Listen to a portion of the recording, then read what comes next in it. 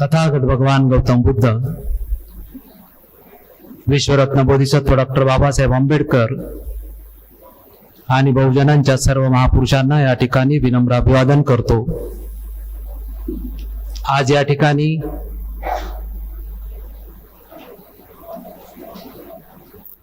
त्र्याहत्तराव्या प्रजासत्ताक दिनानिमित्त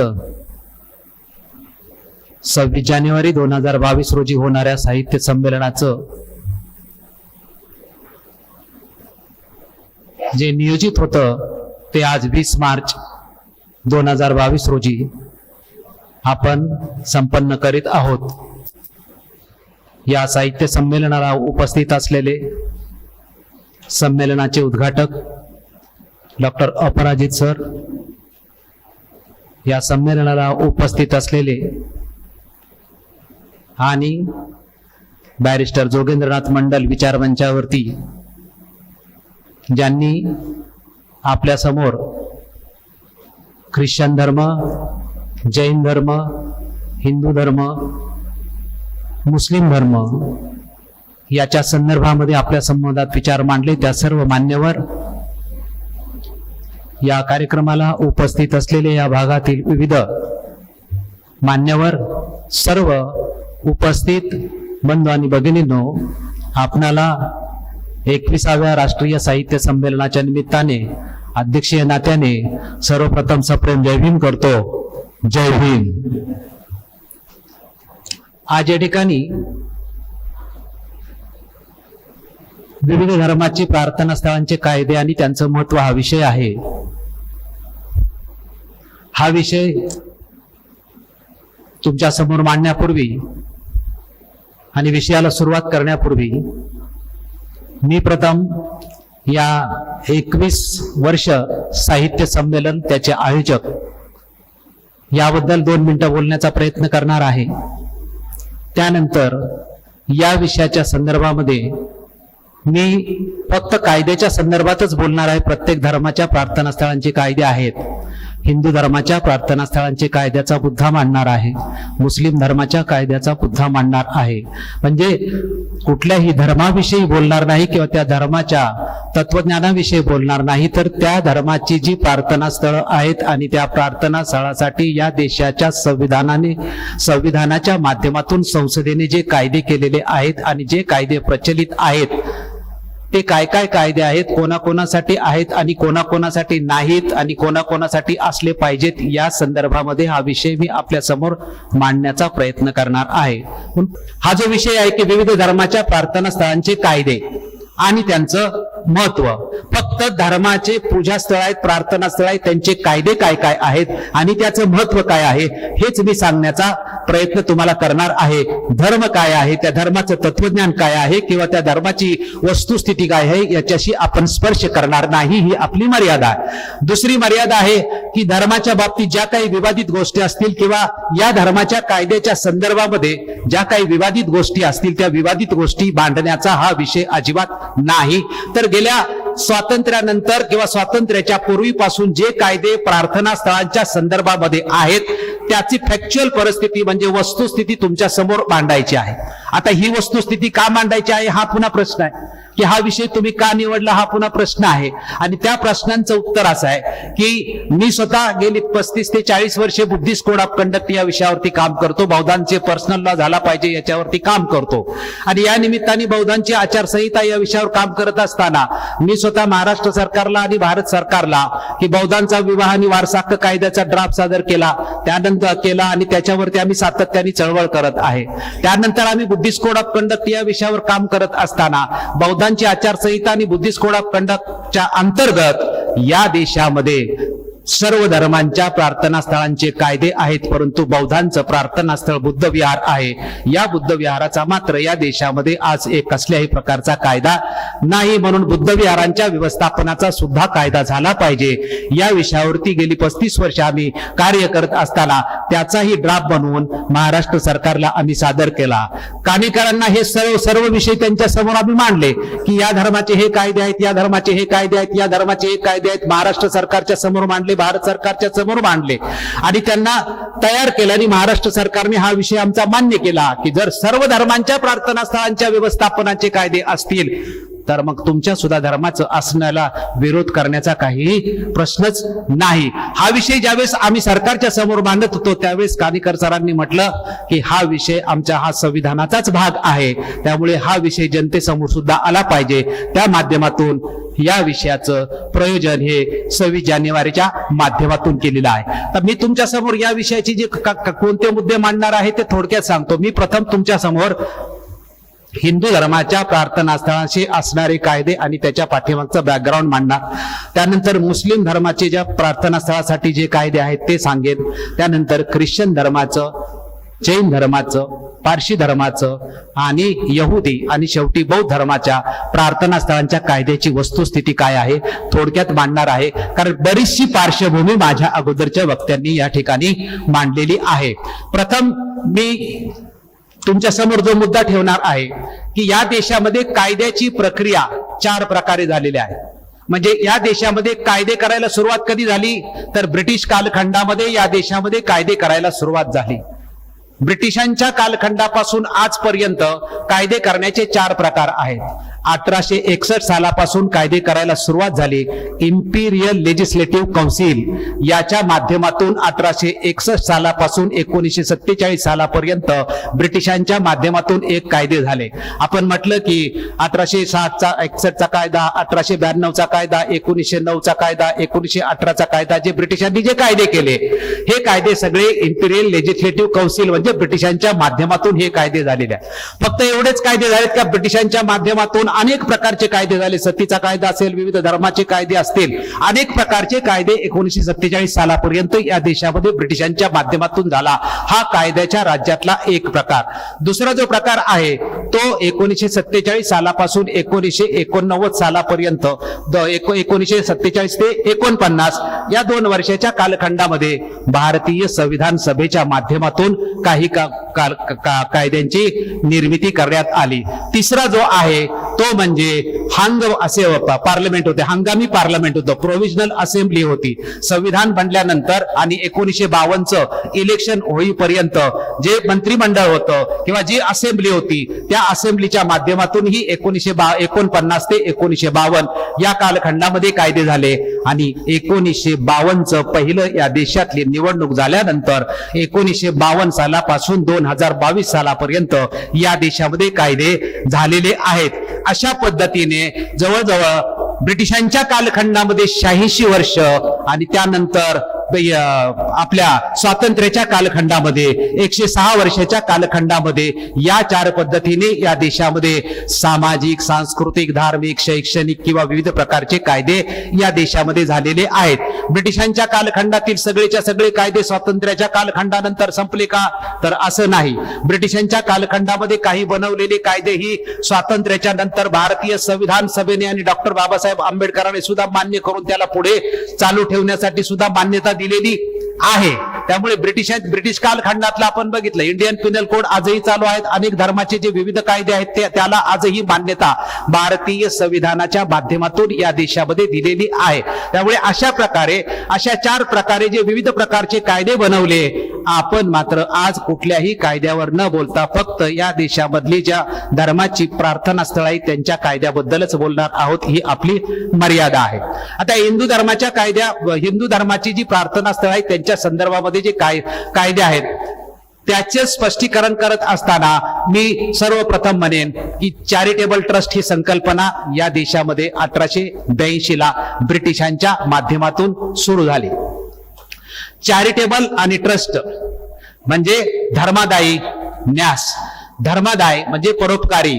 charity begins at home असं आपण म्हणतो, म्हणजे परोपकाराची सुरुवात आपल्या घरापासून झाली पाहिजे. त्यामुळे परोपकार कुणासाठी तर परोपकार गरिबांच्यासाठी, परोपकार सार्वजनिक जीवनासाठी, परोपकार नेमके कुठल्या कुठल्या उद्देशासाठी परोपकारी असलं पाहिजे याचं त्या चॅरिटेबल कायद्यामध्ये अधिकृतपणे ही संकल्पना 1882च्या कायद्याच्या माध्यमातून मांडण्यात आलेली आहे. त्यामुळे चॅरिटेबल ट्रस्ट हे जे चॅरिटेबल ट्रस्ट हे सामाजिक दृष्टिकोनातून, शैक्षणिक दृष्टिकोनातून आणि धार्मिक दृष्टिकोनातून, ही धार्मिक दृष्टिकोनातून म्हणजे अपराधी सरांनी त्याच्यातलं थोडंसं तुमच्या समोर स्पष्टीकरण केलेलंच आहे की प्रार्थना स्थळांच्या वरती ट्रस्ट कायदे कशा पद्धतीने निर्माण झालेले आहेत ते. त्यामुळे जे गरिबांच्या उत्थानासाठी किंवा सार्वजनिक जीवनात समाजाच्या कल्याणासाठी ज्या ज्या गोष्टी करणारे आहेत त्या संस्था मग ट्रस्ट ज्या निर्माण झाल्या आणि त्या ट्रस्टच्या माध्यमातून या देशात गरिबांचं म्हणजे याच्या पाठीमागचा जो प्रमुख उद्देश होता तो सरकारच्या कामकाजावरचा ताण कमी करणं. आपण कोणत्याही देशामध्ये म्हणतो सामाजिक संस्था असतील, शैक्षणिक संस्था असतील, या सगळ्या सरकारचा ताण कमी करतात. जर खाजगी अनेक शैक्षणिक संस्था निर्माण झाल्या असतील आणि त्या त्या विभागातल्या लोकांचे ते एज्युकेशनची गरज पूर्ण करत असतील, सामाजिक सेवेची गरज पूर्ण करत असतील, तर अशा प्रकारचे संस्थात्मक ट्रस्ट निर्माण होऊन त्या ट्रस्टच्या माध्यमातून समाजाची सामाजिक, शैक्षणिक हे सगळ्या गरजा पूर्ण करण्यासाठी ही ट्रस्ट ही संकल्पना 1882 साली ब्रिटिशांच्या माध्यमातून आली आणि 1882 साली इंडियन ट्रस्ट कायदा निर्माण झाला. आता हा जो इंडियन ट्रस्ट कायदा निर्माण झाला आणि ट्रस्ट ही संकल्पना निर्माण झाली. ट्रस्टचे दोन प्रकार आहेत, एक सार्वजनिक ट्रस्ट आणि दुसरा खाजगी ट्रस्ट. खाजगी ट्रस्ट जो आहे त्याला 1882 कायदा लागतो, परंतु सार्वजनिक ट्रस्टचा आपण ज्यावेळेस विचार करतो त्यावेळी सार्वजनिक ट्रस्टला एक कायदा नाही. सार्वजनिक ट्रस्टच्या वेगवेगळ्या प्रकारच्या असतात. त्या सार्वजनिक ट्रस्टसाठी त्या त्या ट्रस्टचा जो उद्देश आहे त्या उद्देशानुसार त्या त्या ट्रस्टसाठी कायदे बनवले गेलेले आहेत. केंद्रीय स्तरावरती कायदे बनवले गेलेले आहेत आणि राज्य स्तरावरती सुद्धा ट्रस्टचे कायदे बनवलेले आहेत.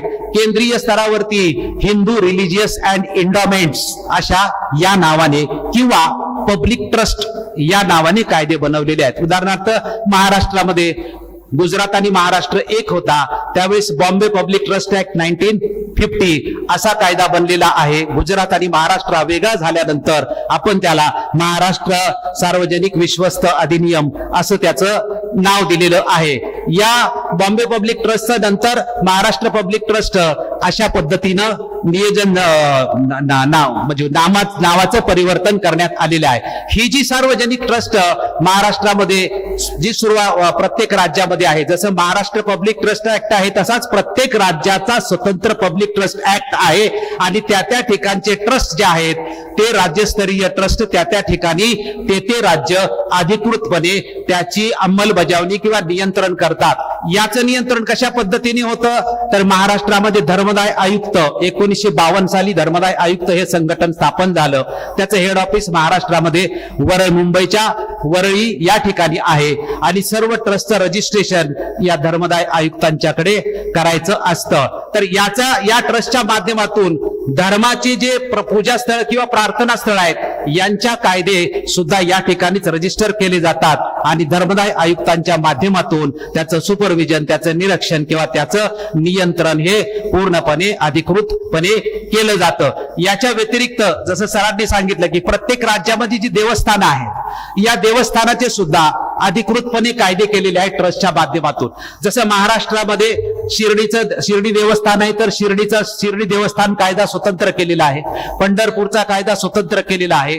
कोल्हापूरचा महालक्ष्मीचा कायदा स्वतंत्र केलेला आहे किंवा मुंबईमध्ये प्रभादेवी सिद्धिविनायकाचा ट्रस्टचा कायदा स्वतंत्र केलेला आहे. जी मोठमोठी देवस्थानं आहेत ह्या देवस्थानांचे सुद्धा स्वतंत्र ट्रस्ट करण्याचा म्हणजे या पूजास्थानाचा किंवा या प्रार्थना स्थळांचा सुद्धा स्वतंत्र कायदा करण्याचा अधिकार जो आहे तो या महाराष्ट्र सरकारला मिळालेला आहे. परंतु हा अधिकार कशा पद्धतीने मिळाला?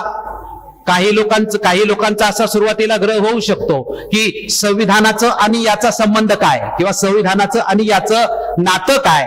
तर जसं सरांनी सुरुवातीला सांगितलं की भारतीय संविधानाचं आर्टिकल 19C किंवा 19(3) असं आपण म्हटलं. त्यानंतर भारतीय संविधानाच्याच मूलभूत अधिकारामधले आर्टिकल 25 ते 30 पासून जर आपण केलं आर्टिकल 272 आणि आर्टिकल 46 या सर्वांचा एकत्रितपणे जर आपण विचार केला तर ही सगळे आर्टिकल की धर्मदाय संस्था स्थापन करण्यासाठी परमिशन देतात आणि त्याच्या अटी सुद्धा याच्यातूनच निर्माण होतात.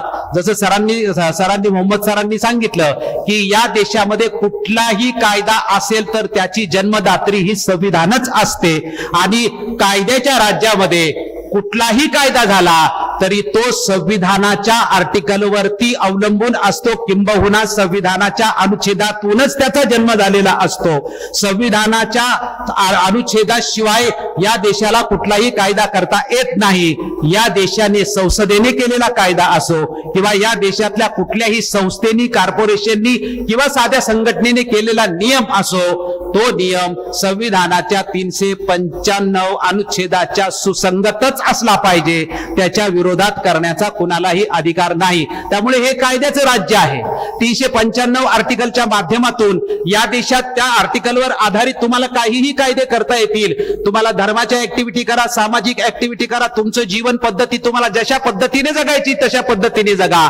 परंतु तुम्हाला ज्या पद्धतीने जीवन पद्धती जगायची त्या जीवन पद्धतीचे जे तुम्ही नियम बनवाल ते नियम मात्र संविधानाशी सुसंगतच असले पाहिजेत, असं संविधानिक आपला बंधन या देशामध्ये आहे. त्यामुळे संविधानाची कुठली कुठली आर्टिकल आहेत त्याच्याच माध्यमातून जे ट्रस्ट स्थापन होतं, जे धर्मदायी संस्था ज्या स्थापन होतात त्या धर्मदायी संस्था सुद्धा राज्य केंद्र आणि राज्य केंद्र कमी, म्हणजे एक राज्याची सूची असते, एक केंद्राची सूची आहे आणि एक समवर्ती सूची आहे. म्हणजे स्टेट लिस्ट आहे, सेंट्रल लिस्ट आहे आणि कन्करंट लिस्ट आहे. हा जो विषय आहे तो कन्करंट लिस्ट मध्ये आहे. आर्टिकल 246 प्रमाणे या देशामध्ये प्रार्थना स्थळासाठी कायदे करण्याचा अधिकार केंद्राला पण आहे आणि प्रार्थना स्थळासाठी कायदे करण्याचा अधिकार राज्यांना सुद्धा आहे. बॉम्बे पब्लिक ट्रस्ट ऍक्ट किंवा राज्य स्तरावरती मी एवढे तुम्हाला कायद्यांची यादी सांगितली. हे राज्याला कायदे करण्याचा अधिकार पूर्णपणे असल्यामुळे, तो कशामुळे आहे तर जी समवर्ती सूची आहे त्या समवर्ती सूचीतला 7वी जी सूची आहे त्या 7व्या सूचीतला 10वा आणि 28वा नंबरचा नंबर आहे. 7व्या सूचीमधला 10वा जो नंबर आहे तो आहे न्यास आणि ट्रस्ट आणि 28वा जो विषय आहे म्हणजे 10वा विषय न्यास आणि ट्रस्ट आहे आणि 28वा विषय आहे धर्मदायी आणि धर्मदायी संस्था असा 28वा विषय आहे. आणि या 7व्या सूचीला अनुसंगून जी भारतामध्ये हिंदूंची पूजा स्थळं व प्रार्थना स्थळं आहेत त्यांच्यासाठी कायदे या देशामध्ये अधिकृतपणे केलेले आहेत.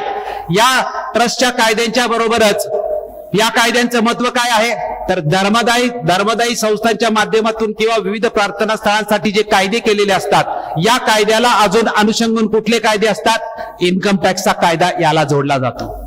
त्यानंतर CRPC 1908चा याला कायदा जोडला जातो. स्टॅम्प ऍक्ट याला जोडला जातो. इन्कम टॅक्सचा कायदा याला का जोडला जातो तर या समाजाच्या कल्याणासाठी किंवा धर्माच्या प्रचार प्रसारासाठी ज्या संस्था आहेत त्या संस्थाचं जे उत्पन्न आहे त्या उत्पन्नाला इन्कम टॅक्सच्या माध्यमातून सवलती दिल्या जातात की जेणेकरून हा जो उत्पन्नाचा सोर्स आहे हा उत्पन्नाचा सोर्स सामाजिक कार्यासाठी असेल, धार्मिक कार्यासाठी असेल, शैक्षणिक कार्यासाठी असेल, समाजाकडून हा पैसा गोळा केलेला असेल आणि तो समाजासाठीच वापरायचा जर पैसा असेल तर या सर्वांची छाननी करून 1961चा जो इन्कम टॅक्स ऍक्ट आहे या इन्कम टॅक्स ऍक्टच्या माध्यमातून जी विविध कलमं आहेत त्या कलमाच्या माध्यमातून त्याची छाननी केली जाते.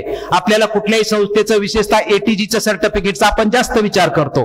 ATG सर्टिफिकेटचं काय असतं तर आपण ज्या देणगीदाराकडून पैसे घेतो त्या देणगीदारालाही इन्कम टॅक्स मध्ये सवलत मिळाली पाहिजे असं एकच कलम नाही तर अशी अनेक कलमं आहेत की त्या संस्था चालवणाऱ्या लोकांना इन्कम टॅक्स मधून सवलती दिल्या जातात. काही कंपन्या असतात ना नफा ना तोटा आणि सार्वजनिक उद्दिष्ट असतं तर अशा लोकांनाही इन्कम टॅक्सच्या माध्यमातून, नंतर स्टॅम्प ड्युटीची त्यांना सवलत दिली जाते, रजिस्ट्रेशनची सवलत दिली जाते. अशा पद्धतीनं हा जो हिंदू धर्माच्या विविध प्रार्थना स्थळांसाठी जे कायदे आहेत त्या कायद्यांची लिस्ट फार मोठी आहे. कारण प्रत्येक राज्यामध्ये तुम्ही जगन्नाथपुरी देवस्थान मोठं आहे, त्या जगन्नाथपुरीचं स्वतंत्र ट्रस्ट आहे. सर्वात मोठं 1949ला आपण बौद्धांच्या दृष्टिकोनातून बुद्धगया टेम्पल ऍक्ट हे बिहार सरकारने बनवलेलं ते एक ट्रस्ट आहे की जिथे 9 लोकांचं ट्रस्ट आहे आणि त्यामध्ये 5 हिंदू आणि 4 बौद्ध असा जो संघर्ष 1949 सालापासून सुरू आहे की तिथे 5 हिंदू असल्यामुळे ते पूर्णपणे हिंदूंच्या प्रमाणे चालत राहतं. तर प्रत्येक राज्यात ती मोठमोठी जी देवस्थानं आहेत, या प्रत्येक राज्यातल्या देवस्थानांचे सुद्धा स्वतंत्र ट्रस्ट कायदे त्या राज्याने त्या ठिकाणी बनवलेले आहेत. हे ट्रस्टच्या माध्यमातून तुम्हाला या ट्रस्टचे रजिस्ट्रेशन ऍक्ट 1960चा आहे, तो त्याला अधिकृतपणे जोडलेला जातो.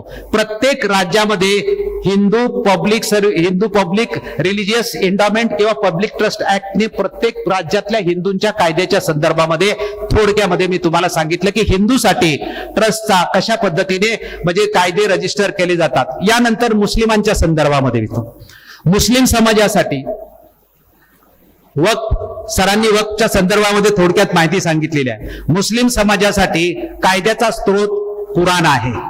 कुराणच्या व्यतिरिक्त इतिहास किंवा परंपरा ह्या अजून 2-3 गोष्टी आहेत, परंतु मूळ कायद्याचा स्रोत हा कुराण सांगितलेला आहे. आणि त्यानंतर भारताला स्वातंत्र्य मिळाल्यानंतर संसदेने काही कायदे केले असतील तर, आणि ब्रिटिशांच्या काळामध्ये सुद्धा काही कायदे केले असतील तर, उदाहरणार्थ 1937 आणि 1949 विवाहाचा किंवा शरियत ऍक्ट जो 1937-49 झाला.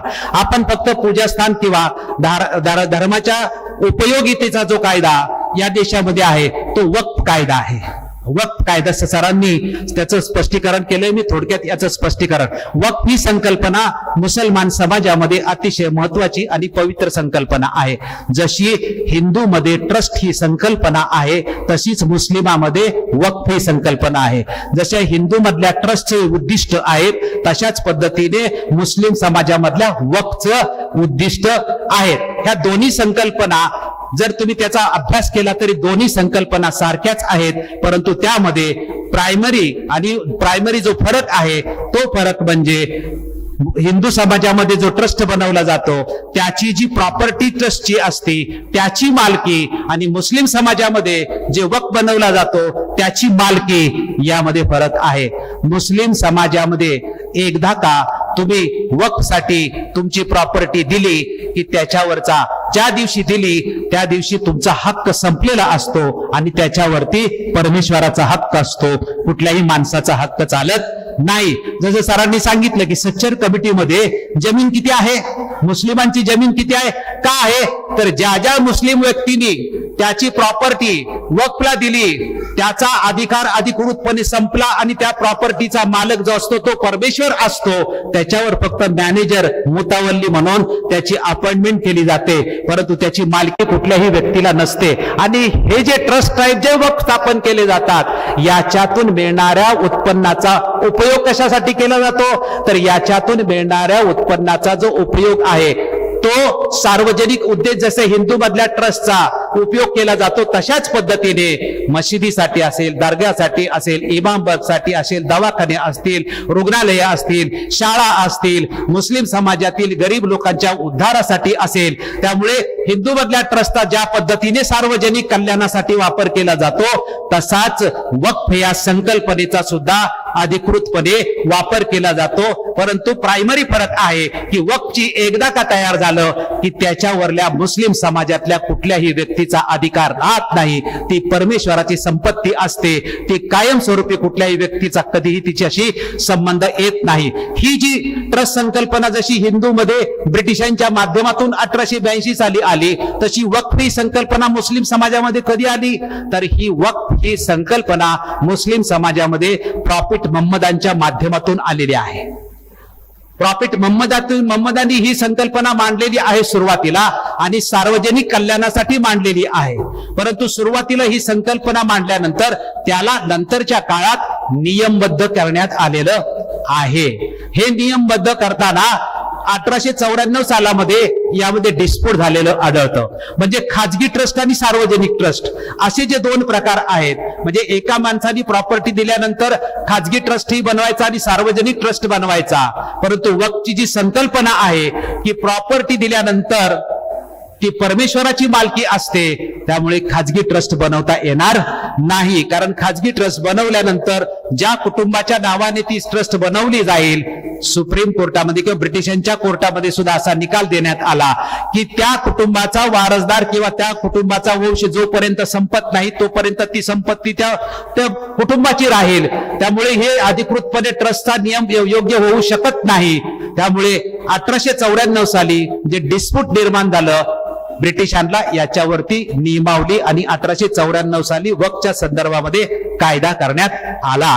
त्यानंतर वक्फमध्ये सातत्याने कायदे त्यामध्ये काय म्हणतात अमेंडमेंट करण्यात आल्या. स्वातंत्र्य मिळाल्यानंतर 1913 साली ब्रिटिशांच्याच कालखंडामध्ये अधिकृतपणे पहिला जो कायदा आहे वक्फ व्हॅलिडेशन ऍक्ट ज्याला आपण म्हणतो, तो वक्फ वैधता अधिनियम मराठीत ज्याला आपण म्हणतो, तो सर्वप्रथम ब्रिटिशांच्या कालखंडामध्ये एक विस्तृत कायदा या वक्फच्या संदर्भामध्ये 1913 साली झाला. यामध्ये पुन्हा बदल करून त्यामध्ये बदल 1923 साली करण्यात आला. 1923 सालाच्या नंतर 1930 साली सुद्धा त्याच्यामध्ये बदल करण्यात आला. ब्रिटिशांच्या कालखंडामध्ये 1913 साली, 1923 साली आणि 1930 साली वक्फ व्हॅलिडेशन ऍक्ट जो 1913चा होता त्याच्यामध्ये अमेंडमेंट 2 वेळा मोठ्या प्रमाणामध्ये करण्यात आल्या.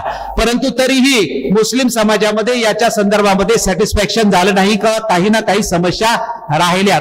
या समस्या राहिल्यानंतर 1947 ला भारत स्वतंत्र झाल्यानंतर भारत सरकारने वक्फ व्हॅलिडेशन ऍक्ट मध्ये सुधारणा करण्याच्या संदर्भामध्ये विधी आयोगाची, राष्ट्रीय विधी आयोगाची स्थापना केली आणि 250वा राष्ट्रीय विधी आयोग जो आहे या 250व्या राष्ट्रीय विधी आयोगाने वक्फ व्हॅलिडेशन ऍक्ट किंवा वक्फ या संकल्पनेमधले नियमावली कशा पद्धतीने दुरुस्त करण्यात यावी याचा अहवाल सादर केल्यानंतर त्याच्या आधारित 1954 साली पहिला कायदा हा अधिकृतपणे पुन्हा ब्रिटिशांच्या नंतर 1954 साली कायदा झाला. या कायद्यामधल्या पुन्हा काही सुधारणा करण्यासाठी 1984 साली कायदा याच्यामध्ये बदल करण्यात आले. 1984च्या नंतर 1995 साली यामध्ये बदल केले. 1995 सालानंतर 2003 साली, 2013 साली आणि 2019 साली यामध्ये बदल केलेत. काय मला सांगायचं तुम्हाला, 1913 साली वक्फ व्हॅलिडेशन ऍक्ट निर्माण झाल्यानंतर त्याच्यामध्ये ब्रिटिश कालखंडामध्ये 3 वेळा बदल झाले आणि 47च्या नंतर 54 साली, 84 साली, 95 साली, 2003, 2013 आणि 2019 या 6 वेळा बदल करण्यात आलेली आहे. आणि ही जी वक्फ संकल्पना आहे ही मुस्लिम समाजात अतिशय पवित्र अशी मानली जाते. आज भारतामध्ये हा जो वक्फ व्हॅलिडेशन ऍक्ट 1995च्या आधारे भारतामध्ये केंद्रीय स्तरावरती केंद्रीय कौन्सिल म्हणजे केंद्रीय परिषद नेमलेली आहे. 1995च्या वक्फ व्हॅलिडेशन ऍक्टच्या अंतर्गत या केंद्रीय कौन्सिलचा अध्यक्ष भारताचा जो अल्पसंख्याक मंत्री असतो तो अध्यक्ष म्हणजे आता भारताचे अल्पसंख्याक मंत्री मुख्तार अब्बास नक्वी आहेत. तर केंद्रीय अल्पसंख्याक म्हणजे या व्हॅलिडेशन ऍक्टच्या माध्यमातून जो झालेलं आहे तर मुख्तार अब्बास नक्वी हे त्या केंद्रीय कौन्सिलचे अध्यक्ष आहेत. केंद्रीय वक्फ कौन्सिल ज्याला म्हणतात त्याचे अध्यक्ष आहेत.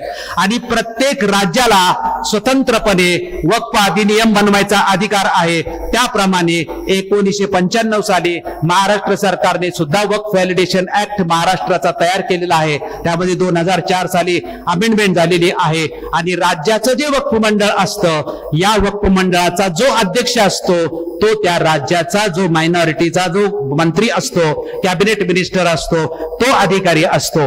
ही जी वक्फ संकल्पना आहे भारतामध्ये, मला जे तुम्हाला सांगायचं आहे की मुस्लिम समाजामध्ये मस्जिद असेल, दर्गा असेल, कुठलीही मुस्लिम समाजामधली धार्मिक ऍक्टिव्हिटी जी चालते ते वक्फ व्हॅलिडेशन कायद्याच्या अंतर्गत चालते. याच्या पुढची गोष्ट मला तुम्हाला सांगायची आहे की मुस्लिम समाजावरती कोणीही काहीही जरी दावा करत असेल, हे कोणीही काहीही बदनामी अंतर्गत किंवा त्यांची बदनामी होईल अशा पद्धतीने कोणी दावा करत असेल तर पण कायद्याचा तुम्ही प्रॉपर अभ्यास केल्यानंतर मुस्लिम धर्मातली कुठलीच धार्मिक ऍक्टिव्हिटी ही बेकायदेशीर नाही. ती प्रत्येक ऍक्टिव्हिटी ही कायद्याने बांधलेली आहे आणि कायद्यामध्ये त्याचं प्रोव्हिजन आहे आणि कायदेशीर आहे.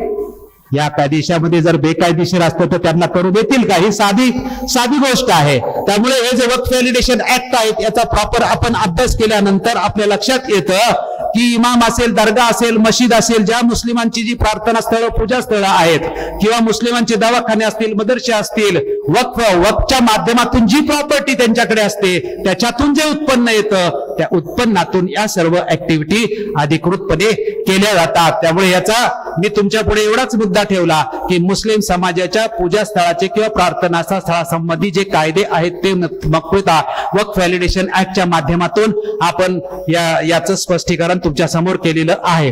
त्यानंतर मी तुमच्या समोर एक ख्रिश्चन समाज, हिंदू आणि मुस्लिम या दोघांच्या कायद्यातला एक फरक तुम्हाला सांगतो की जो सरांनी या ठिकाणी सांगितलेला आहे की हिंदूंचे जे ट्रस्ट ऍक्ट आहेत किंवा हिंदूंच्या ज्या पूजा आणि प्रार्थना स्थळांचे जे कायदे आहेत त्यांच्यासाठी ज्याप्रमाणे धर्मदाय आयुक्त आहे, ज्याप्रमाणे ट्रस्ट आहे, तसं मुस्लिम समाजाचा आणि धर्मदाय आयुक्तालयाचा काही संबंध नाही. जसं त्यांचं वक्फ मंडळ आहे, त्यांच्या सर्व संघटना किंवा त्यांची सर्व प्रॉपर्टी किंवा त्यांचे सगळे ट्रस्ट टाईप जे वक्फ निर्माण होतात हे सगळं कुठे जाईल तर महाराष्ट्रामध्ये औरंगाबादला त्यांचं हेड ऑफिस आहे. महाराष्ट्राचं वक्फ मंडळ त्यांच्याकडे, वरळीच्या धर्मदाय ऑफिसकडे याची रजिस्ट्रेशन होणार नाही. वक्फ मंडळ आणि ट्रस्ट यांची आयडेंटिटी सारखीच आहे. 1995 साली कायदा होण्यापूर्वी मात्र ते सगळं कुठे होतं, धर्मदाय आयुक्ताकडे होतं. त्यामुळे मुस्लिम समाजामधलं वक्फ मंडळ आणि हिंदू समाजासाठी असणारी जी ट्रस्ट ही संकल्पना, ह्या दोन संकल्पना समान आहेत परंतु सारख्याच अजिबात नाहीत. त्यांची आयडेंटिटी किंवा एंटिटी त्यांची स्वतंत्र आहे. त्यामुळे हिंदूच्या सगळ्या संस्था ट्रस्टच्या माध्यमातून केल्या जातात. मुस्लिमांच्या सगळ्या संस्था आपल्याला 1995 मध्ये महाराष्ट्रामध्ये ह्या वक्फच्या माध्यमातून अधिकृतपणे केल्या जातात.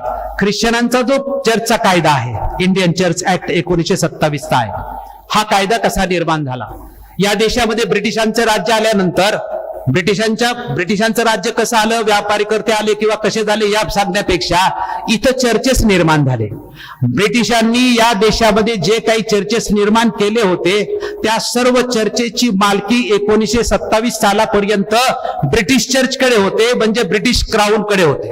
म्हणजे भारतात जेवढी चर्च निर्माण होत होती 1927 सालापर्यंत त्या सर्व चर्चची मालकी ही भारतामध्ये कोणाकडेही नव्हती. इव्हन भारतामध्ये जे चर्च चालवणारे होते त्यांच्याकडे सुद्धा ही मालकी नव्हती. ही संपूर्ण मालकी ही ब्रिटिश क्राऊन कडे होती आणि ब्रिटिश मधले चर्च होते ते त्या इकडच्या चर्चला कंट्रोल करत होते किंवा या पूर्णपणे नियंत्रण करत होते. डिस्प्यूट व्हायला लागलं होतं. 1927 साली भारतातले चर्च जे ब्रिटिशांच्या माध्यमातून निर्माण झाले आणि इंग्लंड मधले, ब्रिटन मधले चर्च हे दोन्हीही वेगळी झाले. दोघांचेही पॉवर वेगळ्या झाल्या. ब्रिटनचं नियंत्रण जे आहे ते भारतातल्या चर्चवरून काढून टाकण्यात आलं आणि त्या माध्यमातून 1927 साली इंडियन चर्च कायदा आपल्या देशामध्ये प्रथम निर्माण झाला. आणि त्या कायद्याचा मुख्य उद्देश होता की ब्रिटिश चर्चची भारतीय चर्चवर असणारं नियंत्रण हे काढून टाकणं आणि 1927 सालापासून आपल्या देशात जेवढे चर्च होते या चर्च जे ऍडमिनिस्ट्रेशन आहे किंवा या चर्चच्या ज्या ऍक्टिव्हिटी आहे ते इथल्या कायद्याप्रमाणे आणि गव्हर्नर जनरलला त्याचे रूल्स रेग्युलेशन बनवायला अधिकार दिलेला होता. त्याप्रमाणे इंडियन चर्च ऍक्ट बनला आणि हा ऍक्ट स्वातंत्र्यानंतर किंवा 1960 सालापर्यंत चालू होता. ही जी ब्रिटिश चर्च होती, ब्रिटिश चर्चला ब्रिटिशांच्या माध्यमातून जमिनी मोठ्या प्रमाणात दिल्या होत्या. प्रॉपर्टी त्यांच्याकडे मोठ्या प्रमाणात होती. तिथं सैन्य तळ निर्माण करणं किंवा विविध गोष्टी होत्या. 1947 साली भारत स्वतंत्र झाल्यानंतर जी ब्रिटिश चर्च निर्माण झाली होती त्यांच्याकडे असणाऱ्या जमिनीचं पुन्हा भारत सरकारकडे हस्तांतरण करायचं होतं. ते हस्तांतर करण्यासाठी भारत सरकारने निर्णय घेतला होता. 1947 ची जी परिस्थिती होती, फाळणी झाली होती आणि 1947 ची जी परिस्थिती होती, या परिस्थितीच्या पार्श्वभूमीवर भारत सरकारने ह्या चर्चेच्या कडे जी मोठी प्रॉपर्टी जमिनी वगैरे होत्या, कारण अनेक चर्चेसच्या जमिनी ज्या चर्चेसला मेंटेन करण्यासाठी दिलेल्या होत्या पण तिथं मुख्यत्वे करून सैनिकी स्कूल होते किंवा मोठमोठ्या म्हणजे तिथल्या सैनिकांना एस्टॅब्लिश करण्यासाठी जागा दिल्या होत्या. ह्या सर्व जागा परत घेण्यासाठी भारत सरकारने निर्णय घेतला होता. परंतु फाळणीच्या प्रसंगात किंवा फाळणीच्या परिस्थितीमध्ये हे जी नियम करणे किंवा याच्या दुरुस्त्या करणे किंवा नियम हे पाठवून परत जमिनीचं हस्तांतर सरकारच्या ताब्यात घेणं हे शक्य होत नव्हतं. म्हणून 1960 साली हा इंडियन चर्च 1927 चा कायदा रद्द करण्यात आला आणि 1960 साली पुन्हा तो कायदा रद्द करून सर्व ब्रिटिश चर्च जे जमिनीचं हस्तांतरण आहे की ब्रिटिश गेल्यानंतर त्या ज्या जमिनी आहेत त्या जमिनी घेण्यासाठी 1960 साली भारत सरकारने कायदा केला. पण त्याच्याच अगोदर असं म्हणणं असा रिपोर्ट आहे की त्याच्याच अगोदर इथल्या चर्चनी त्या जमिनी वेगवेगळ्या डिवाइड करून ठेवलेल्या आहेत. भारतामध्ये पुन्हा या देशामध्ये ज्या ज्या राज्यामध्ये चर्च मोठ्या प्रमाणामध्ये आहेत त्या त्या राज्यामध्ये चर्चचा स्वतंत्र कायदा बनला पाहिजे याचा संघर्ष चालू आहे. त्याचं उदाहरण म्हणजे केरळ राज्यामध्ये.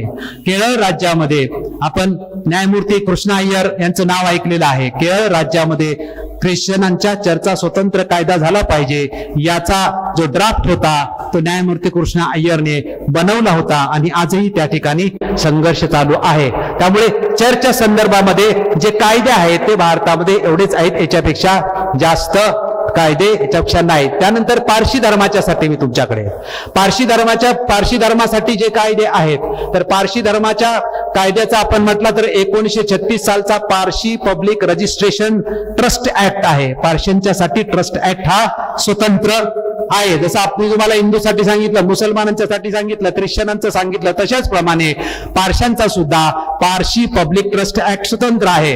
पारशांची लोकसंख्या किती? पारशांची लोकसंख्या सरांनी सांगितलं की या देशामध्ये किंवा जगामध्ये 1,40,000, भारतामध्ये 70,000 आणि 70,000 लोकसंख्येसाठी सुद्धा या देशामध्ये स्वतंत्र पब्लिक ट्रस्ट ऍक्ट आहे.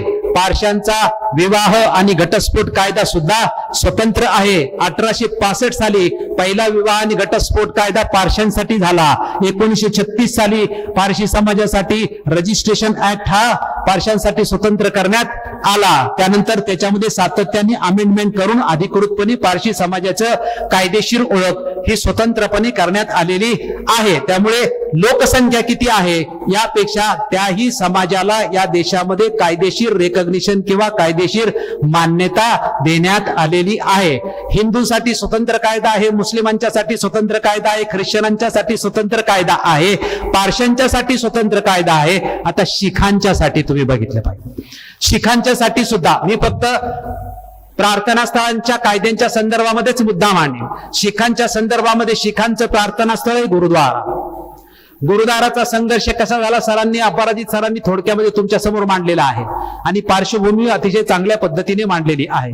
गुरुद्वारांच्यासाठी म्हणजे 15व्या शतकात गुरुद्वार निर्माण झाली, परंतु 20व्या शतकामध्ये गुरुद्वार स्वतंत्र करण्यासाठी 20व्या शतकापासून ते 25 म्हणजे 2500 पर्यंत 1925 सालापर्यंत 1920 सालापासून ते 1925 सालापर्यंत मोठ्या प्रमाणामध्ये जी गुरुद्वार ही काही खाजगी लोकांच्या ताब्यामध्ये होती आणि त्या गुरुद्वारांचा वापर योग्य प्रमाणात होत नव्हता आणि समाजाला त्याचा योग्य प्रमाणात वापर करू हा मोठा संघर्ष आहे.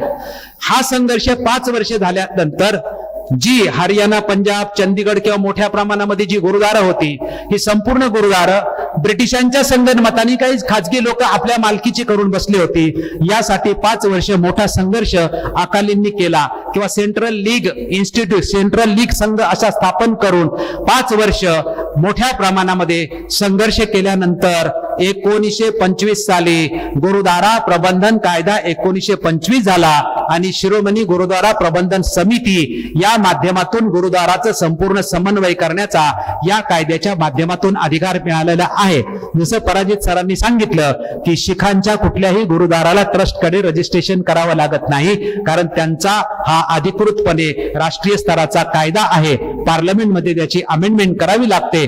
त्यामुळे गुरुद्वारांचं मॅनेजमेंट कसं असावं, गुरुद्वारांचं संघटन संपूर्ण कसं असावं, सगळी गुरुद्वारे एका धाग्यामध्ये कशा पद्धतीने बांधण्यात यावीत, गुरुद्वारांचा कारभार कसा असावा, हा संपूर्ण मॅनेजमेंटचा जो कायदा आहे तो 1925 साली गुरुद्वारांचा म्हणजे शीख समाजाने संघर्ष करून तो ब्रिटिशांच्याकडून मिळवला. ब्रिटिश देत नव्हते. त्यांनी अगोदर वेगळ्या पद्धतीचा कायदा केला होता, वेगळ्या लोकांच्या ताब्यामध्ये गुरुद्वारा देण्याचा प्रयत्न केला होता, परंतु त्यासाठी रक्त सुद्धा सांडावं लागले. एवढा मोठा संघर्ष करून शेवटी संपूर्ण शीख समाज हा सगळी गुरुद्वार ही सार्वजनिक मालकीची व्हावीत, कुठल्याही व्यक्तिगत मालकीची होऊ नयेत. ती संपूर्ण गुरुद्वाराचं मॅनेजमेंट हे आज कुठल्याही व्यक्तीच्या मालकीचं नसतं, तर शिरोमणी गुरुद्वारा प्रबंधक समिती आहे हे संपूर्ण गुरुद्वाराची एक समिती आहे, आपण बघितले त्याचं इलेक्शन सुद्धा अगदी लोकसभा राज्यसभेच्या इलेक्शन पेक्षा त्याचं मोठं होत असतं. त्यामुळे 1925चा शिरोमणी गुरुद्वारा प्रबंधन जो कायदा आहे, हे गुरुद्वारांचं प्रबंधन करण्याचं कशा पद्धतीने झालं पाहिजे. त्यामुळे आपण बघतो की संपूर्ण गुरुद्वारामध्ये कुठेही गेले तरी जे नियम सांगितलेले आहेत ते नियम आपण आहेत ते कायदेशीर आहेत. कायदेशीर नियम म्हणजे बंधनकारक असतात. नियमाचं उल्लंघन केलं तर त्याला कायद्यामध्ये शिक्षेची तरतुदी केलेली असते. त्यामुळे कुणालाही नियमाचं उल्लंघन करता येत नाही. त्यामुळे शिखांचं जे गुरुद्वारा आहे, शिखांचं हे जे प्रार्थना स्थळ आहे, या प्रार्थना स्थळाशी संबंधित एकच कायदा आहे आणि त्या कायद्याच्या माध्यमातून गुरुद्वारांचं व्यवस्थापन अधिकृतपणे केलं जातं. मी हिंदूंचं प्रार्थना स्थळ, मुस्लिमांचं प्रार्थना स्थळ, ख्रिश्चनांचं प्रार्थना स्थळ, पारशांचं प्रार्थना स्थळ आणि गुरुद्वारांत शिखांचं प्रार्थना स्थळ, 5 धर्माच्या प्रार्थना स्थळांची तुम्हाला माहिती दिली. एकूण भारतामध्ये 8 धर्म आहेत, म्हणजे हिंदू, मुस्लिम, शीख, पारशी, त्यानंतर जैन, बौद्ध आणि ज्यू. आता मी तुम्हाला जैन धर्माच्या प्रार्थना स्थळांच्या बद्दल, भारतामध्ये जैन धर्माच्या प्रार्थना स्थळासाठी कायदा नाही. भारतामध्ये जैन धर्माच्या प्रार्थना स्थळाचा कायदा असला पाहिजे, यासाठी जैन समाज मोठ्या प्रमाणामध्ये संघर्ष करतो. जैन धर्माचा ग्रंथ, जैन धर्माचे वेगवेगळे ग्रंथ आहेत, म्हणजे त्यांची भद्रभाऊ संहिता आहे, वर्धमान नीती आहे. जैन धर्माचे अनेक ग्रंथ आहेत, म्हणजे जे तीर्थंकर होऊन गेले अनेक, आपण 24 तीर्थंकर म्हणतो.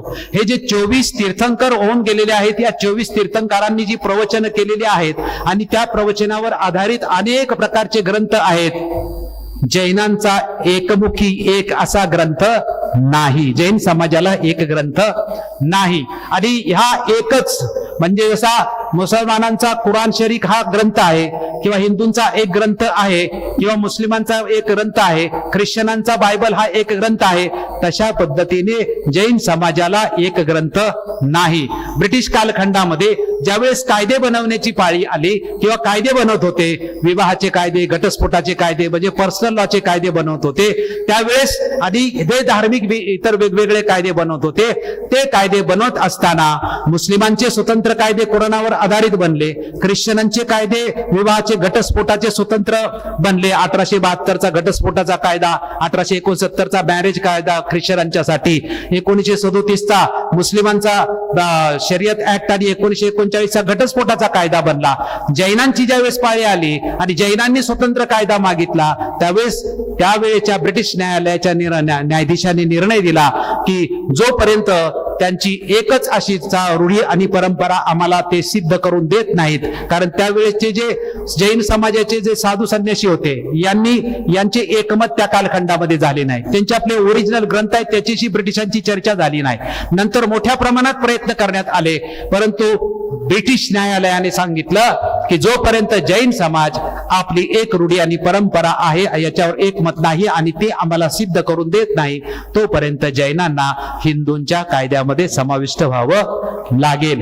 तेव्हापासून ब्रिटिशांनी कायदे सुरू केल्यापासून हा जैन समाज स्वतंत्र पर्सनल लॉ झाला पाहिजे, म्हणजे स्वतंत्र विवाह, वारसा हक्क कायदा, घटस्फोट कायदा झाला पाहिजे, याच्यासाठी संघर्ष करतोय. आजही संघर्ष करतोय. हा संघर्ष आज सुप्रीम कोर्टामध्ये यांची केस पेंडिंग आहे की आम्हाला आमचा स्वतंत्र कायदा पाहिजे, आम्हाला हिंदू कायद्यामध्ये समाविष्ट केलेलं आहे. त्यामुळे तिथे कारण काय ठरलं तर प्रिव्ही काउन्सिलनी पण निर्णय दिला आणि जैनांचा एकच एक असा ग्रंथ नसल्यामुळे अनेक ग्रंथ आहेत आणि अनेक ग्रंथामध्ये मतभेद किंवा अशा असले तरी रूढी परंपराचे, वर्धमान नीती किंवा भद्रभाऊ संहिताचे वेगवेगळे अनेक ग्रंथ आहेत आणि त्या चाली रूढी परंपराप्रमाणे जैन समाजामध्ये प्रात्यक्षिक सण उत्सव परंपरा जरी करत असल्या तरी त्याला रेकग्निशन देण्यासाठी त्यांचा स्वतंत्र कायदा नाही, त्यांनाही हिंदूंच्या कायद्यामध्येच समाविष्ट केलेलं आहे.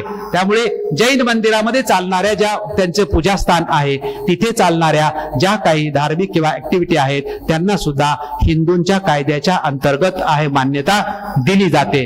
त्यानंतर शेवटी आपण यहुदींचा विचार, ज्यूचा विचार केला तर ज्यू समाजाचे या देशामध्ये लेखी कायदे काहीही नाहीत, परंतु या देशाच्या सुप्रीम कोर्टाने हे मान्य केलेलं आहे किंवा या देशानेही मान्य केलेलं आहे की ज्यू समाज ज्या काही त्यांच्या रूढी परंपरा सांगेल, ज्या काही त्यांच्या लग्नाच्या किंवा घटस्फोटाच्या पद्धती सांगेल त्याप्रमाणे त्या मान्य केल्या जातील आणि काही केसेसमध्ये सुप्रीम कोर्टाने तसा निर्णय सुद्धा दिलेला आहे. शेवट मी या ठिकाणी येतो की हे जे शेवटचा धर्म आहे तो बौद्ध धर्म. शेवटी बौद्ध धर्माला सुद्धा स्वतंत्र एक ग्रंथ नाही आणि बौद्ध धर्माच्या प्रार्थना स्थळाला सुद्धा कुठल्याही प्रकारचा कायदा आपल्या देशामध्ये नाही. बौद्ध धर्माचं जे प्रार्थना स्थळ आहे ते बुद्ध विहार. जसा हिंदूंचे कायदे आहेत, मुस्लिमांचे कायदे आहेत, ख्रिश्चनांचे कायदे आहेत, पारशांचे कायदे आहेत, शिखांचे आहेत, या धर्माच्या प्रार्थना स्थळांच्या व्यवस्थापनाचे कायदे आहेत, तसे बौद्धांच्या प्रार्थना स्थळाचा व्यवस्थापनाचा कायदा नाही. याचे परिणाम काय आहेत, हे विस्कळीत कसं आहेत, याचा आम्ही सविस्तर स्वतंत्र याची पुस्तकं प्रकाशित केलेली आहेत. महाराष्ट्रातल्या बुद्ध विहारांचं सर्वे आम्ही केलेला आहे किंवा त्याची वस्तुस्थिती काय आहे याचंही आम्ही अधिकृतपणे शासनालाही सादर केलेलं आहे आणि पुस्तक रूपाने आणि याच्या लेख रूपाने किंवा प्रबोधनानेही आम्ही हे सर्वांना सांगितलेलं आहे. पण बौद्धांच्या बुद्ध विहार या प्रार्थना स्थळाचे पूजा स्थानाला अधिकृतपणे कायदा असला पाहिजे. जर इतर सर्व धर्मांच्या प्रार्थना स्थळांच्या व्यवस्थापनाचे कायदे असतील तर बौद्धांच्यासाठी असला पाहिजे. ज्याप्रमाणे जैन धर्माची परिस्थिती आहे त्याचप्रमाणे बौद्ध धर्माची सुद्धा परिस्थिती आहे. बौद्ध धर्माला सुद्धा स्वतंत्र विवाह कायदा नाही, स्वतंत्र वारसा हक्क कायदा नाही आणि स्वतंत्र पूजा स्थानाच्या व्यवस्थापनाचा सुद्धा कायदा नाही. ज्याप्रमाणे जैन समाजाला हिंदू कायदा लागू केलेला आहे त्याप्रमाणे बौद्ध समाजाला सुद्धा हिंदू कायदा लागू केलेला आहे. म्हणजे बौद्ध पद्धतीने जरी तुमचे विवाह घटस्फोट जे काही असले तरी त्याला हिंदू विवाह आणि हिंदू घटस्फोट कायद्याच्या अंतर्गतच मान्यता दिली जाते. बुद्ध विहारामध्ये ज्या काही तुम्ही ऍक्टिव्हिटी केल्या तरी त्या ट्रस्टच्या अंतर्गतच तुम्हाला बॉम्बे पब्लिक ट्रस्ट ऍक्ट किंवा महाराष्ट्र सार्वजनिक विश्वस्त अधिनियम याच्या अंतर्गतच तुम्हाला त्याची मान्यता दिली जाईल. ज्याप्रमाणे शिरोमणी गुरुद्वारा प्रबंधन कायदा आहे, ज्याप्रमाणे इंडियन चर्च ऍक्ट आहे, ज्याप्रमाणे पारशी पब्लिक ट्रस्ट आहे, त्याप्रमाणे बुद्ध विहार व्यवस्थापन कायदा सुद्धा स्वतंत्र असला पाहिजे अशी आमची मागणी राज्य सरकारकडे आणि केंद्र सरकारकडे आहे. या विषयावर गेली 35 वर्ष मी सातत्याने कार्यरत आहेत. या विषयावर अनेक पुस्तकं सुद्धा आम्ही प्रकाशित केलेली आहेत. एक कारण, जसं जैनांचं कारण महत्वाचं आहे तसं आपण बौद्ध धर्माचं सुद्धा कारण लक्षात घेतलं पाहिजे. जैन धर्माला जसा एकच ग्रंथ नाही, त्यांच्या ग्रंथाला आगम असं म्हणतात. जे वेगवेगळे ग्रंथ निर्माण झालेत त्या ग्रंथाला आगम असं म्हणतात, त्यांचं एकत्र ग्रंथ. तसंच बौद्ध धर्माला सुद्धा एक ग्रंथ नाही. बौद्ध धर्माचे ग्रंथ ज्याला आपण अधिकृत ग्रंथ म्हणतो तो त्रिपिटक आहे. त्रिपिटक हा सुद्धा एक ग्रंथ नाही. त्रिपिटकाची 3 पिटकं आहेत. एक विनय पिटक आहे, दुसरं सुत्त पिटक आहे, तिसरं अभिधम्म पिटक आहे. हे विनय पिटक एकच आहे का, सुत्त पिटक एकच आहे का, अभिधम्म पिटक एकच आहे का, तर या 3 पिटकाचे एकूण 73 ग्रंथ आहेत, एक ग्रंथ नाही. बरं, हे जे 3 पिटक जे त्रिपिटक बांधणारा एक हिनयान संप्रदाय आहे, परंतु याच्या व्यतिरिक्त जो महायान संप्रदाय आहे तो या त्रिपिटकाला मानत नाही. त्यामुळे महायानावर आधारित जे अनेक संप्रदाय निर्माण बौद्ध धर्मामध्ये झालेले आहेत त्या प्रत्येक संप्रदायाने सुद्धा आपापले ग्रंथ निर्माण केलेले आहेत. त्यामुळे बौद्ध धर्मामध्ये सुद्धा बौद्ध धर्माला ग्रंथच नाही किंवा बौद्ध धर्माला एकच ग्रंथ नाही असं डॉक्टर बाबासाहेब आंबेडकरांनी जाहीर केलं. आणि बौद्ध धर्माला एकच ग्रंथ नसणं हे बौद्ध धर्माच्या ऱ्हासाचं कारण आहे असं डॉक्टर बाबासाहेब आंबेडकरांनी अधिकृतपणे जाहीर केलं. आणि कुठल्याही धर्माचा विकास होण्यासाठी त्या धर्माला एकच धर्मग्रंथ असला पाहिजे असं डॉक्टर बाबासाहेब आंबेडकरांनी अधिकृतपणे जाहीर केलं. आणि धर्माच्या विकासासाठी धर्माला एकच ग्रंथ असला पाहिजे हे जाहीर केल्यानंतर भारतातल्या आणि भारताच्या बाहेरच्या लोकांनी डॉक्टर बाबासाहेब आंबेडकरांना विनंती केली होती की असा ग्रंथ तुम्हीच निर्माण करा. हे कधी जाहीर केलं होतं? बाबासाहेब आंबेडकरांनी कलकत्त्याची महाबोधी सभा आहे या सभेला जो 1950 साली जो लेख लिहिला होता त्या लेखामध्ये बाबासाहेब आंबेडकरांनी जाहीर केलेलं आपल्या लक्षात येईल. आणि त्या ग्रंथाचा आराखडा सुद्धा त्यामध्ये बाबासाहेब आंबेडकरांनी स्पष्ट केला की एकच ग्रंथ असला पाहिजे आणि त्या ग्रंथात कुठले कुठले चॅप्टर असले पाहिजे हे सुद्धा बाबासाहेब आंबेडकरांनी आराखडा त्या ग्रंथाचा अधिकृतपणे दिला. आणि तशाच पद्धतीचा ग्रंथ, ती जी संकल्पना आहे एकच ग्रंथ असला पाहिजे, संपूर्ण जगात बौद्ध ही भिक्खू संघाचं रिवायवल करून एकच भिक्खू संघ असला पाहिजे आणि संपूर्ण जगातल्या उपासकांची एकच बौद्ध संघटना असली पाहिजे, ही बाबासाहेब आंबेडकरांची संकल्पना होती. या संकल्पना बाबासाहेब आंबेडकरांनी डिक्लेअर केल्यानंतर बाबासाहेबांना विनंती करण्यात आली की अशा प्रकारचा ग्रंथ तुम्हीच लिहा. आणि सर्वांच्या विनंतीवरून बाबासाहेब आंबेडकरांनी 2 नोव्हेंबर 1951 ते 15 मार्च 1956 म्हणजे 2 नोव्हेंबर 1951 ला हा ग्रंथ लिहायला सुरुवात केली. अशी बाबासाहेब आंबेडकरांनी बुद्ध आणि त्याचा धम्म या ग्रंथाची जी बाबासाहेब आंबेडकरांची मूळ प्रस्तावना आहे ती पीपल एज्युकेशन सोसायटीने प्रकाशित केलेल्या ग्रंथाला लागलेली नाही, परंतु नागपूरमधील प्रदीप गायकवाड यांनी प्रकाशित केलेल्या बुद्ध आणि धम्म या ग्रंथामध्ये ती बाबासाहेब आंबेडकरांची मूळ प्रस्तावना आहे. त्या प्रस्तावनेमध्ये आणि धनंजय कीरच्या चरित्रामध्ये तुम्हाला बाबासाहेबांचं जे लिहिले त्यामध्ये अधिकृतपणे आहे. नानकचंद रत्तूंनी सांगितलं की 2 नोव्हेंबर 1951 हा अधिकृत दिवस, ज्या दिवशी बाबासाहेब आंबेडकरांनी हा ग्रंथ लिहायला घेतला आणि 15 मार्च 1956 या दिवशी बाबासाहेबांनी तो ग्रंथ पूर्ण केला.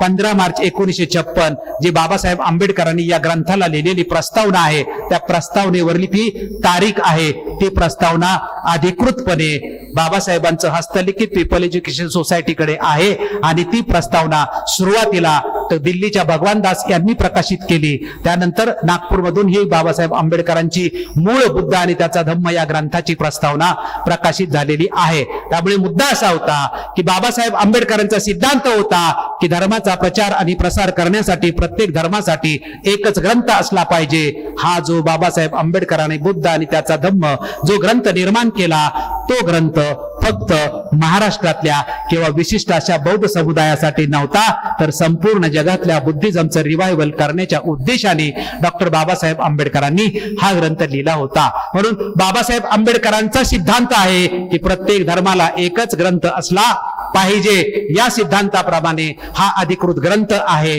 त्यामुळे बाबासाहेब आंबेडकरांचा अधिकृत बुद्ध धम्म, बाबासाहेब आंबेडकरांना अभिप्रेत असलेला बुद्ध धम्म हा जगात इकडे तिकडे दुसरीकडे कुठेही नसून तो फक्त आणि फक्त बुद्ध आणि त्याचा धम्म या एकमेव ग्रंथात आहे. याचं स्पष्टीकरण पुन्हा आपण कुठेतरी देऊ किंवा इतर याच्यामध्ये देऊ. मुद्दा असा होता की जसे सगळ्या धर्मांच्या प्रार्थना स्थळांसाठी त्यांच्या व्यवस्थापनाचा अधिकृतपणे कायदा आहे, तसाच आम्हालाही कायदा असला पाहिजे. आता हे सगळे पूजास्थानाचे मी अति धर्माचे तुम्हाला कायदे सांगितले. याच्यातला शेवटचा मुद्दा आहे, याचं महत्व काय, हे कायदे असण्याचं महत्व काय, हे महत्व आपण समजून घेतलं पाहिजे की जगातला कुठलाही समाज एकत्र येतो तो त्याच्या प्रार्थना स्थळावरती एकत्र येतो. जगातल्या कुठल्याही समाजाचे ऐक्य तुम्हाला जर पाहायचं असेल तर त्याच्या प्रार्थना स्थळावर ऐक्य. अपराजित सरांनी सांगितलं, एक उदाहरण सांगितलं, शीख धर्माचे जन्मापासून मृत्यूपर्यंतचे सर्वच्या सर्व संस्कार हे गुरुद्वारामध्ये केले जातात. गुरुद्वाराचा कायदा आहे आणि जन्मापासून मृत्यूपर्यंतचे सगळे जे धार्मिक संस्कार विधी आहेत ते गुरुद्वारामध्ये केले जातं. त्याचं रजिस्ट्रेशन केलं जातं, त्याला कायदेशीर अधिकृतपणे मान्यता मिळते. गुरुद्वाराच्या बाहेर केलेलं लग्न तुम्हाला मान्यता मिळणार नाही. लग्न तुम्हाला गुरुद्वारामध्ये करावं लागतं. भलं रिसेप्शन तुम्ही बाहेर जाऊन करू शकाल.